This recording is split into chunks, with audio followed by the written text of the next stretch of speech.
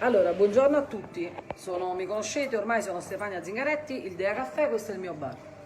Allora, va bene che da domani mattina ci hanno consentito a fare il servizio di asporto, quindi oltre al servizio di consegna a domicilio, da domani noi siamo operativi con l'asporto. Volevo però dire una cosa, quando si parla di fare la rivoluzione, quando si parla di intervenire contro quelle che sono le ingiustizie, sono chiacchiere e le chiacchiere se le porta il vento, e vi spiego perché, perché all'interno della nostra categoria ci sono una serie di personaggi estremamente scorretti, ok? Scorretti e infidi e sporchi fino a dentro all'anima loro, ve lo dico senza nessun tipo di timore, perché? Perché ci sono bar nella mia zona e nella fattispecie c'è un bar a Piazza Immacolata dove ho potuto verificare stamattina con i miei occhi che serve i caffè, i cornetti, i cappuccini fuori, fa uscire il cameriere con la campana, col vassoio, con il coperchio sopra e fa servire i caffè e i cornetti fuori al suo bar.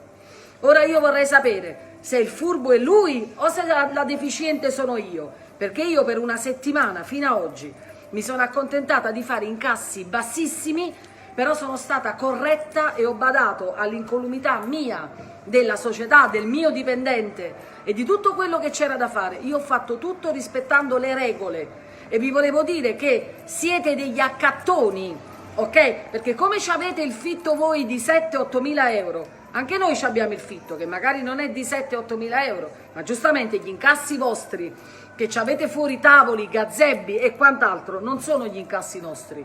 E quindi vi volevo dire che siete scorretti, non sapete proprio campare, ok? Perché la regola deve essere uguale per tutti e il comportamento deve essere sempre lo stesso, uguale per tutti quanti. Detto questo, volevo sottolineare che come sempre non è quello che conta la categoria, ma è la persona, perché c'è gente che fa schifo in qualsiasi categoria, di qualsiasi categoria noi parliamo, ok? E c'è gente che lo mette a quel servizio a chi invece è corretto e va avanti secondo una certa regola, ok? Quindi siete sempre stati questo e continuerete a essere questo, cioè gente scorretta e gente che praticamente è pari a zero.